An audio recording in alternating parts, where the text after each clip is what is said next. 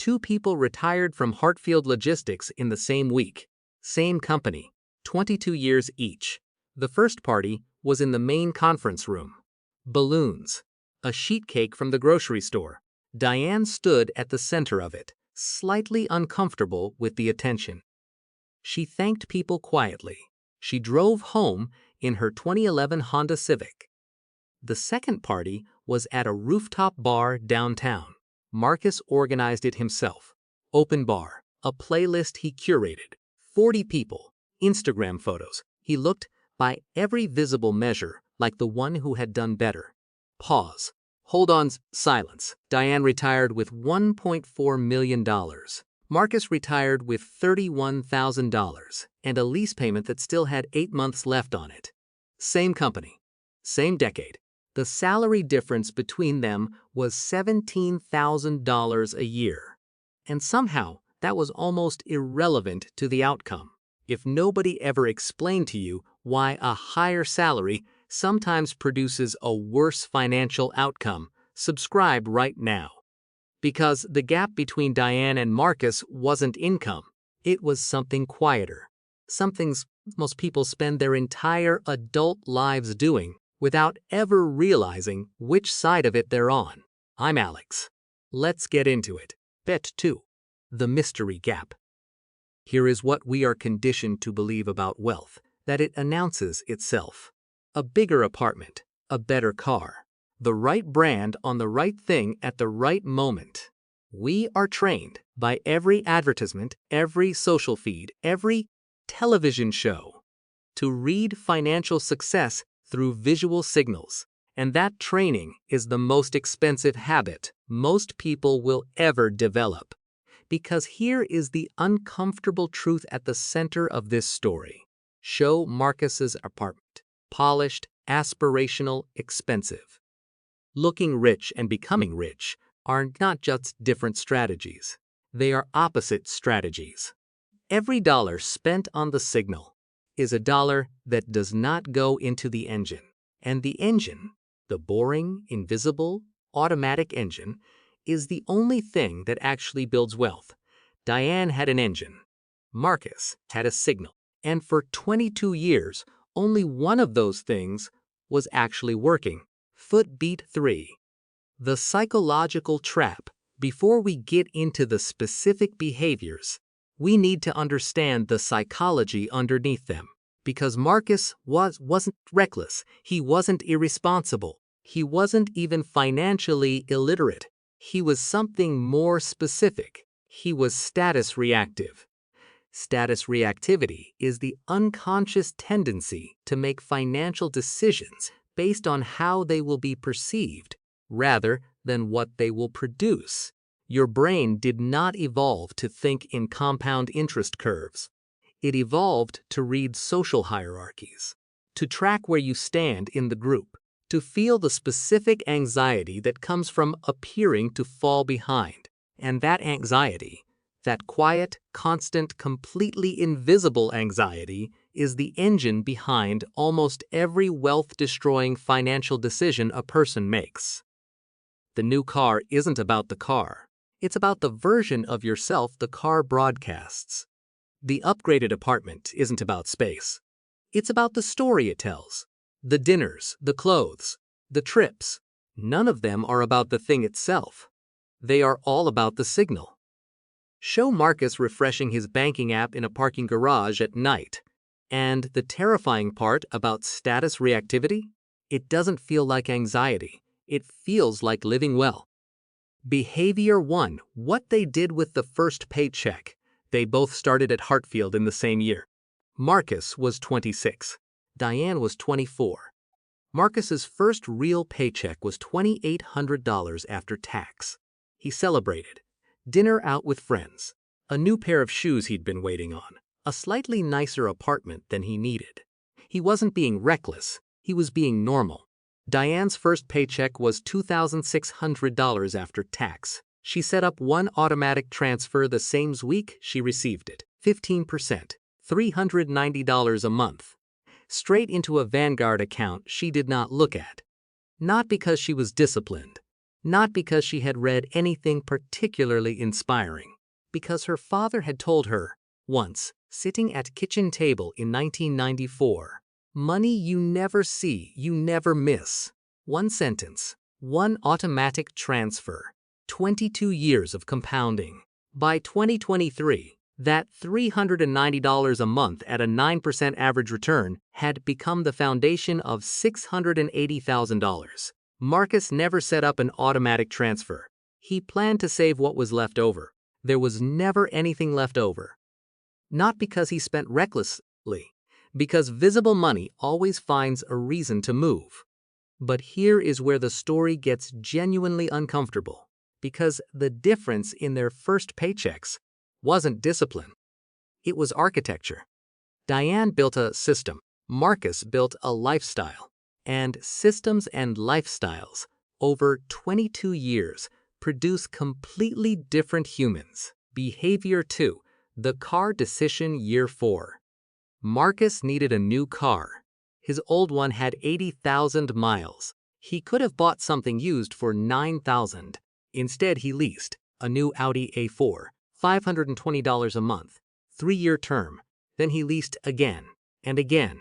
By year 22, Marcus had made 257 lease payments. He owned nothing. $520 a month over 22 years is $136,000. Gone. No asset, no equity, no residual value. Just 22 years of access to a car that always looked right and built nothing. Diane bought her 2011 Honda Civic in 2014 for $9,400 in cash. She still drives it. The difference between their car decisions, invested at 9% for 18 years, is approximately $310,000. Not because Diane liked her car more, because she understood something Marcus never calculated. Every purchase has a retirement cost. Not just a price tag, a retirement cost. And the retirement cost of always looking right is almost always financial freedom. Behavior 3. How they handled the raise year 7. Marcus got a raise, $8,000 more per year. Within 6 months, he had moved to a nicer apartment, $400 more per month, upgraded his phone, started ordering delivery more often, added 2 new subscriptions he still pays for. His lifestyle had absorbed the raise completely before he'd had time to notice it arrive. Diane got a raise that same year, $5,500. She increased her automatic transfer by $200 a month. She bought a new blender. That was it. Over the next 15 years, every raise Marcus received disappeared into a slightly better version of the life he was already living. Every raise Diane received went half into the investment account, half into the life she already had. Her lifestyle improved, just not as fast as her income grew. And that gap, the deliberate, engineered gap between income and lifestyle, is the raw material of every wealth story that does not involve luck. She is not unhappy. That is the part the story keeps trying to tell you. Behavior 4. The stat spiral. Here is the trap most people fall into without realizing they've entered it. Marcus didn't start spending for status. He started spending to feel comfortable. Comfortable in his car at 30.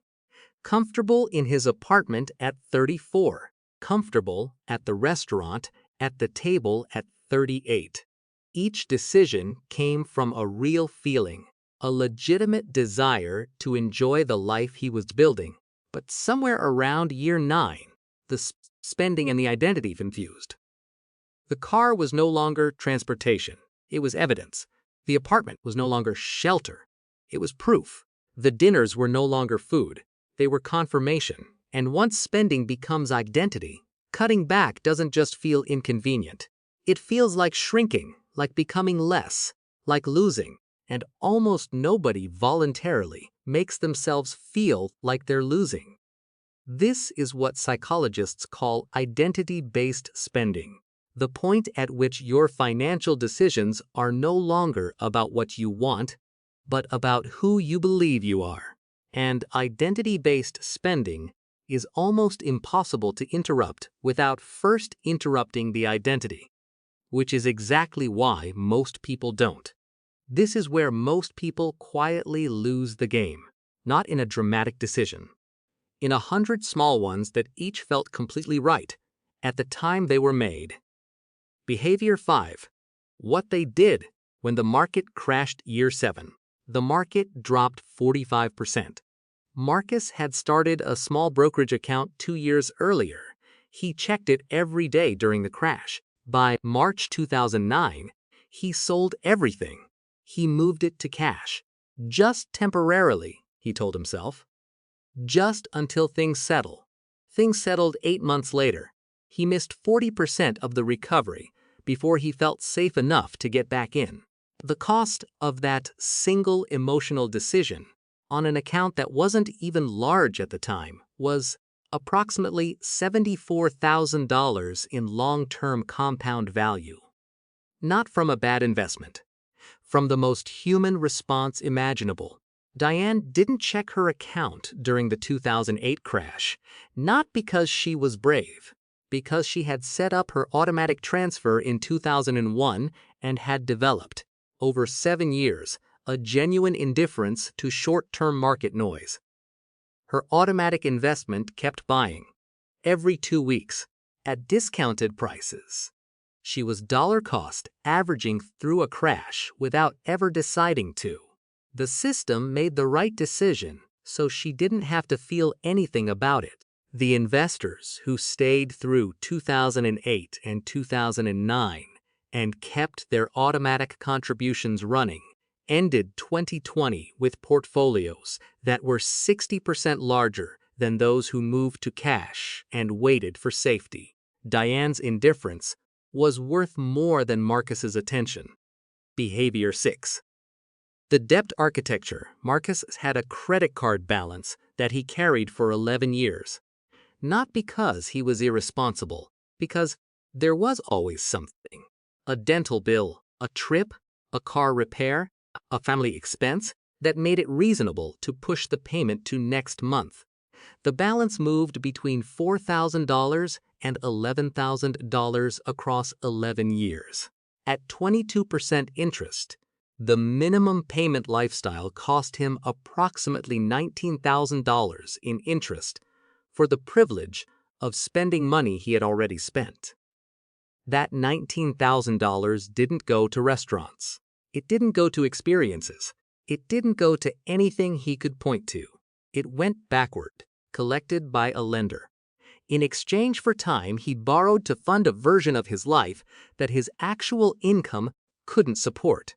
Diane had one credit card. She paid it in full every month, without exception. From 2001 to 2023, she didn't earn more than Marcus. She just never paid the tax on her past decisions. The money Marcus sent backward in interest, Diane sent forward into compounding. Same years, same economy. Opposite directions. Behavior 7. The performances tax. This is the behavior nobody names, but it is the one that costs the most. Marcus paid what I call the performance tax. Every year.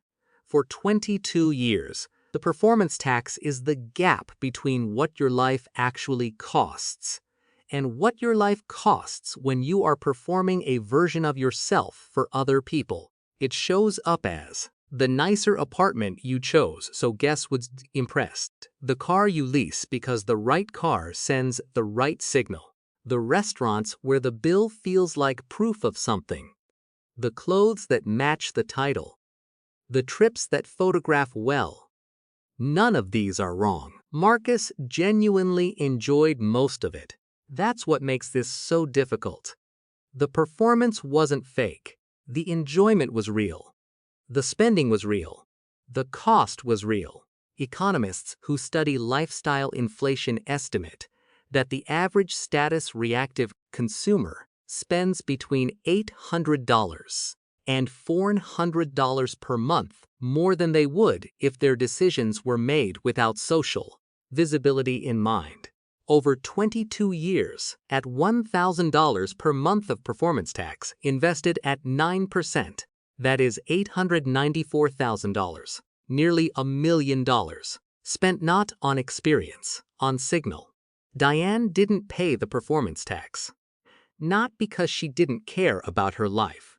Because somewhere around age 28, she stopped caring what her life looked like to people who weren't living it. And that decision, that quiet, invisible, slightly uncomfortable decision, was worth nearly $1 million she never had to earn. Beat 6, the invisible move. Here is the deepest truth in this story. Wealth, real wealth, is not a number. It is a set of options. Diane at 46 could have taken a year off and been fine. Diane at 52 could have said no to a bad manager without panic. Diane at 57 could have absorbed an unexpected medical bill without touching her investment account. She never needed her paycheck to arrive on time. She wanted it to. She was grateful for it. But she didn't need it. Marcus needed every paycheck. The apartment required it. The lease required it. The card balance required it. The performance required it. His income was not a source of freedom. It was a river he had built a city on top of, and the city would flood the moment the river stopped. This is the difference between looking rich and becoming rich. Looking rich requires maintenance, constant income, constant performance, constant management of the gap between what you spend and what you earn. Becoming rich requires patience, compounding, indifference to the signal, tolerance for looking ordinary, for longer than feels comfortable. One builds an image, the other builds an exit. Nobody at Diane's retirement party knew about the $1.4 million. She didn't mention it. There was no dramatic moment, no reveal, so no speech about sacrifice. She just said, "Thank you." She ate a piece of cake. She drove home. Marcus's party had 40 people and an open bar and 8 months of lease payments left on a car he would need to return in the spring. Neither of them was a better person. Neither of them made obviously wrong choices. They just spent 22 years answering different questions with the same paycheck. Marcus asked, "What does this say about me?" Diane asked, "What does this build for me?"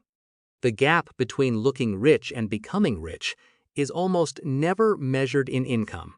It is measured in how many years you were willing to appear ordinary while something invisible quietly grew. Most people never find out what they could have built because the performance was too convincing to stop